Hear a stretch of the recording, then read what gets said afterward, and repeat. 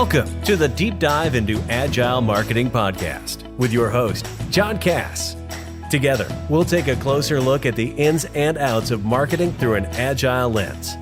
You'll learn from interviews with top agile thought leaders and practitioners and gain fresh new insights for your journey.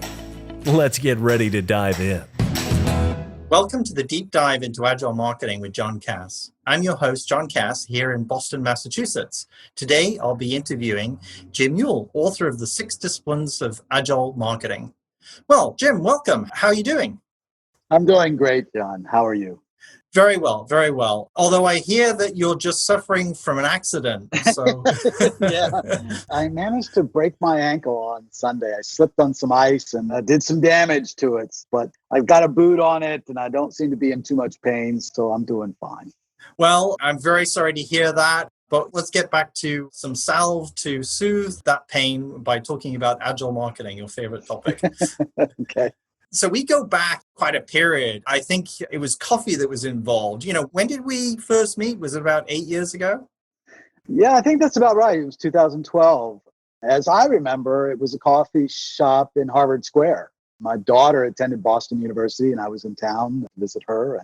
And it was at that meeting that we first talked about what became Sprint Zero, the first meeting of Agile marketers where we drafted the Agile Marketing Manifesto. So that was an important meeting. That was an important coffee. That's right. Yes, it is. And that's also a very good coffee shop if anybody wants to go. Overseas is Harvard Yard. But I think it was a great meeting. And you had the idea for the conference. And I really appreciate that because I think it brought the community together physically in a way that we hadn't been together. And then it acted as a catalyst for some of the meetups around the country. So really appreciate you coming up with that idea. Well, it was a lot of fun to do both Sprint Zero and then 4 years ago we did Sprint One. So about time we held another one, I think.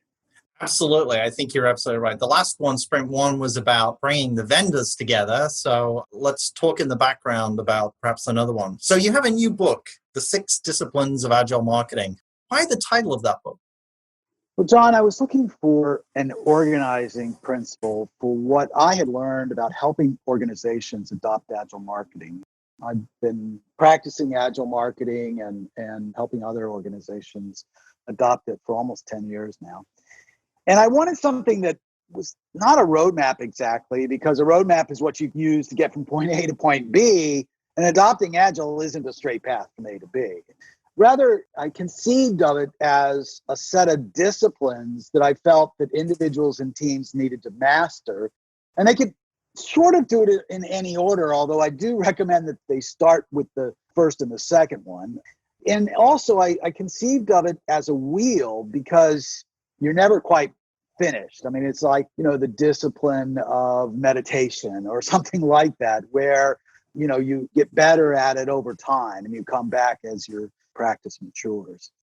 And then after I had the 6 disciplines, which were to be mastered by individuals and by teams, I realized that I needed another concept, and I called that the 4 shifts, because those were shifts that needed to be organization-wide. The 4 shifts, which are things like shifting from top-down to decentralized decision-making, those shifts are changes in beliefs and behaviors of the people in the organization, which you might call culture of the organization.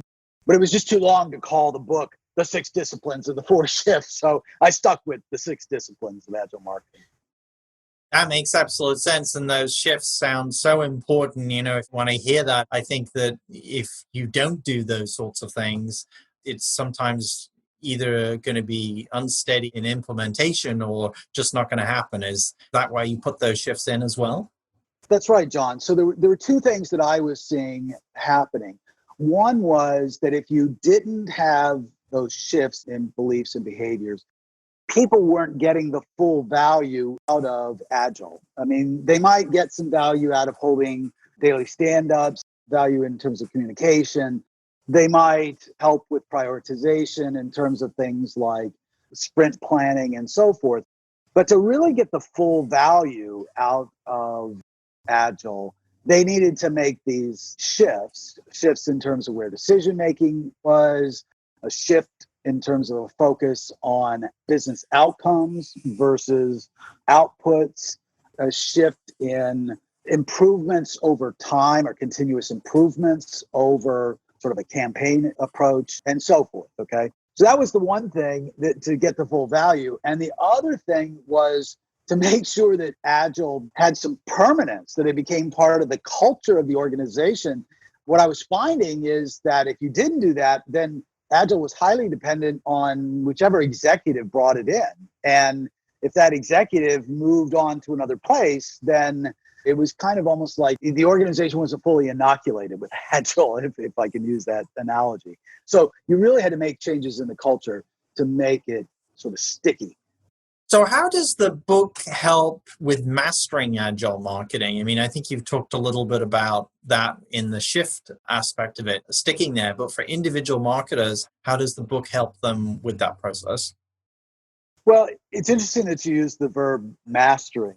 I don't know if we've ever talked about this, but I'm a very serious amateur photographer. And lately I've been taking some classes called master class or mastering certain aspects of photography. And what I found is that in photography or in agile marketing, you have to get the big stuff right, like the disciplines. Okay. And I hope that I've given people some guidance on how to master those disciplines. But I also find that you also have to get the tiny details right. And one of the things that I've tried to do in the book is to contribute a lot of little nuggets that I've picked up over the years, okay? And people tell me from my classes and the people that have given me feedback on the book that they find those little nuggets very valuable. And so that's something else that I've tried to do to help people really master agile marketing. And what are some of the case studies in the book? I think marketers, we all seem to be the same in this example, which is, we love theory, but we just want to see what's the practical application, and then we get ideas from those examples. Yeah, I always learn a lot from my clients. Sometimes I think I learn more from them than they learn from me. But there's 7 case studies in the book, and I can't cover them all, but let me just highlight 2 of them. The first case study was with Eric Smith and Katie Lowell. They were originally with Space Saver Corporation, which is a small Midwestern manufacturing firm. And like a lot of manufacturing firms, they had a fairly conservative culture and they had a fairly small marketing team. They'd recently gone down from like 12 marketers to 8, and yet they were being asked to do even more. And so that was a lot of the reason for adopting Agile. And Eric and Katie had some really enlightening observations for me. One of the things was the importance of what they would call radical transparency. And what they meant by this is that they went out on a limb with the sales group to show them everything, okay? Everything behind the curtain that marketing was doing, good or bad. And, as you know, oftentimes there isn't a lot of trust between marketing and sales. I mean, that's a classic dynamic of lack of trust, okay? And so you might have expected that the sales group would be harsh and critical and so forth. But instead what happened was that sales began to see, 1, how difficult marketing was, and 2, how hard the marketing team was working to try to help the sales team out. And in fact, the sales group became marketing's biggest advocate to the rest of the organization. The other thing that happened was that the biggest challenge that Eric and Katie faced was not with sales, but it was with their own team. And in particular, as they learned the discipline of validated learning, which is the part of agile marketing, which is a little bit like the scientific method, right? You make a hypothesis, you build a test to test out that hypothesis, you run the test and you measure, and then you rinse and repeat that, right? And so what they found is that their marketing team was really afraid to put a hypothesis out there. They were saying, what if it doesn't work? What if it fails? What if I fail? Okay. And they found that they had to create a safe environment where people weren't afraid to fail and they weren't afraid to put a hypothesis out there. And so they had to really change people's beliefs and behaviors, about them. But that was an important part of what led them to success. I often think that the biggest factor stopping marketers from succeeding or also the biggest factor for the short tenure for marketing leaders is that issue of fear. And that's really what agile marketing provides to us as a profession, which is a method for communicating and getting through that fear. So it's okay. It's okay to talk about how things work and how sometimes they're not going to work. But because you're not doing it in a casual conversation, but there's a formal process, doesn't that mean it makes it easy for people? How do you think people cope with that? Well, it's like almost anything in life. If you want to build trust with people, you often have to show some vulnerability because people won't be vulnerable with you unless you sort of take the first step, right? And I think one of the reasons that some other parts of the organization either don't trust marketing, don't believe them, or so forth, is that marketing seems like such a black box, right? People don't understand how marketing really works. And marketers sometimes don't focus on the business outcomes that are so important to the rest of the organization. Instead, they focused on producing content or producing emails or producing advertising campaigns, or I put that generally under the label of content or producing output, okay? And the last thing customers want from us is more emails, more advertising, all that sort of stuff, right? What customers want is solutions to their problems. And what the rest of the business wants is leads and more sales and greater profitability and all other things that are business outcomes, okay? When you start having conversations with the rest of the organization in a very transparent way about what marketing is capable of, and by the way, what it's not capable of, that's when you start really developing the understanding and the trust. And I think that's one of the things that Eric and Katie were referring to when they called it radical transparency. So the other case study that I wanted to just talk about a little bit was an interview with Justin Schrofer, and I may not be pronouncing Justin's last name correctly, so my apologies to him if he hears this, but he is with Deseret Digital Media, which is an internal agency for the NBC television affiliate in Salt Lake City, Utah. And they also run some digital properties like utah.com and I think memories.com. They have a bunch of different digital properties there. And Justin and I had a great discussion about how their adoption of agile marketing helped them during the time of COVID. He talked about how previously they had bought advertising and where they were going to place stuff up to a year in advance. And when they moved to agile, they started doing it more just in time. And that was a big deal when COVID came around because they didn't have a whole back inventory of advertising that they had committed to. The other thing he talked about was their ability to very quickly pivot to some new products to help customers deal with, for example, the loss of loved ones due to COVID, where they couldn't have in-person funerals. Okay, they had some products that they provided customers to have sort of virtual services and things like that. So it was a really interesting discussion about kind of a real world case study of how Agile can help people deal with the unexpected. That sounds great. So what was it like, maybe not writing, but finishing up the book during the pandemic? And I asked that question having written a book of my own and understanding some of the trials, which are sometimes surprising about what takes time. What was arduous during the pandemic for you during this process? Well, I had written most of it pre-pandemic, as you mentioned, but I finished last February and March, and then I went into the editing process. And as you know, that takes a long time. But my experience of the pandemic has probably been a little different than most people's, I suspect. My wife and I bought an Airstream trailer in the fall of last year. So when the pandemic hit, we still wanted to go see the United States and so forth. We got in the trailer and we were able to quarantine there and take our house with us, in effect. So what I tended to do is I would generally write or edit it in the morning, and then we would either drive to the next spot or we'd hike in the afternoon. Anyways, that was my experience of finishing the book during the pandemic.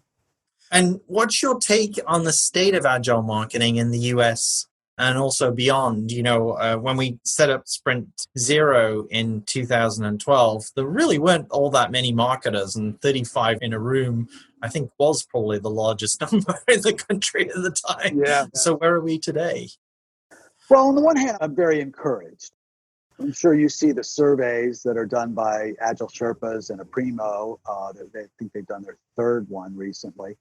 And in that last survey, a little over 40% of marketers reported that they're practicing Agile marketing, and an additional 40% of the remainder, or so say about 25%, said that they were going to adopt Agile marketing in the next year. So that's good. I mean, if we could get to 65% adoption by the end of this year, beginning of next year, I feel very good about that.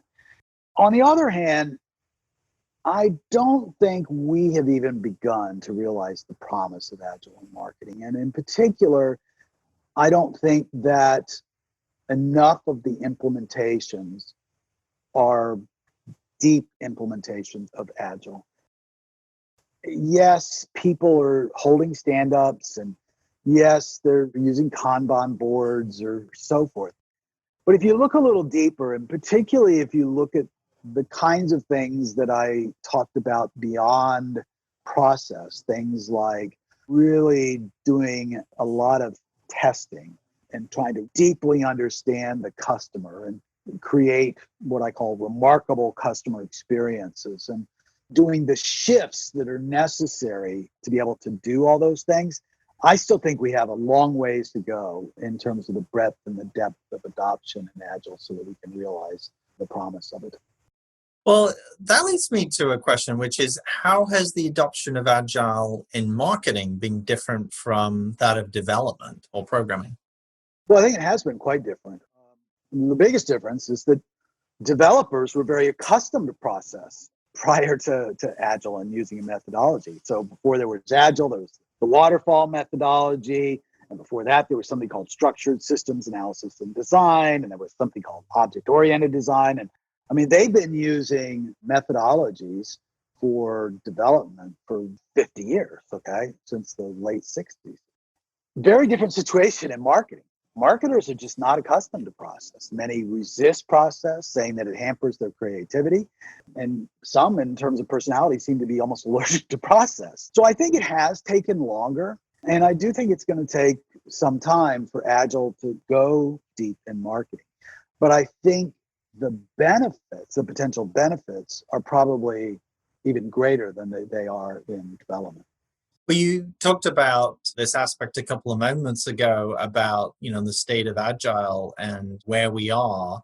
One of the things is that I think it's taken longer than it has in the development community because of that lack of history with process. But I also think it's because there isn't an ecosystem of process consultants, if you will.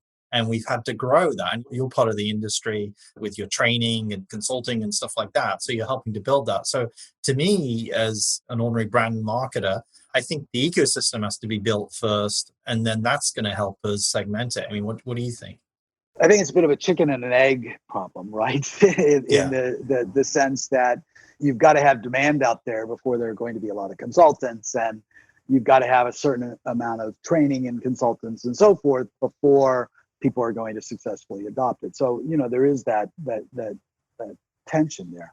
The other thing to just remember is that, we did the Agile Marketing Manifesto just 8 years ago, and the developers did their manifesto almost 20 years ago. It'll be 20 years this coming February 2021. They did have quite a head start, and they probably had more of an infrastructure after 8 years, but I'm not sure. I don't really remember what Agile was like back in 2009.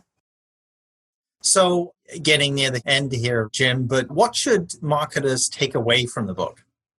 Well, the biggest thing that I hope they take away from the book are the concepts of the 6 disciplines to be mastered and the 4 shifts to be made in the culture of the organization.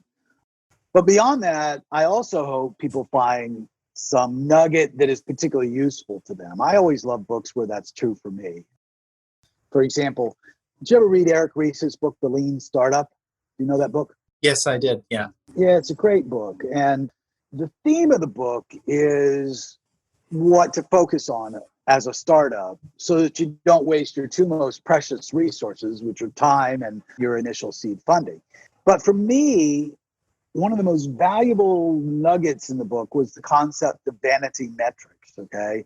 The metrics that make us feel good, but don't move us any further along in terms of the business. And I've always loved that concept and took that away. So I hope that people find some little nugget from my book that they find value in. And, if they do, let me know. I'd love to hear, what it is. But I hope they'll also take away some of those little nuggets. Is there a place that people can find the book? Does your publisher have a site or anything? Sure. So you can pretty much find it, as they say, wherever books are sold. Okay. The publisher is Wiley, and you can find it, of course, on Amazon, but also Barnes & Noble and Books A Million and all the local booksellers out there. If you need a link to any of those places, you can go to my site, which is agilemarketing.net. And I have links there, not only to the book, but also to a number of different resources. So, for example, there's a 12-week adoption plan for Agile Marketing, which is just one of the resources on my site. So and if people want to reach me, they can always reach me at jim@agilemarketing.net. And I'd love to hear from them. Well, Jim, this has been great. It's been nice to catch up and learn about the new book. I'm really, really excited for you. I think this is going to be a great book for people's shelves, one of those ones that they have to have. So I'm very excited for you and glad you could join me today. Well, thanks, John. I really enjoyed our conversation. So thanks for joining us on the deep dive into Agile Marketing with John Cass. My thanks to Jim, and we'll see you next time. Thanks for joining us for another episode of the Deep Dive into Agile Marketing podcast. Be sure and subscribe to our show and leave a review to let us know what you thought of today's episode. And if you like what you heard and want to learn more, visit www.businessagility.institute. You may know you're listening to this show along the Marketing Podcast Network, but did you know there are other great shows on MPN to help your business? Christy Heiler hosts a fantastic podcast called Own It. Christy, tell us more about the show. Own It is all about celebrating women and non-binary advertising agency owners. We talk about buying out of the Boys Club of Advertising because less than 1% of ad agencies are owned by women. And where can people subscribe? You can find the podcast at untilyouownit.com. We're also on the Marketing Podcast Network at marketingpodcast.net. And of course, you can subscribe wherever you get your podcasts. You heard her. Go subscribe. This podcast is heard along the Marketing Podcast Network. For more great marketing podcasts, visit marketingpodcasts.net.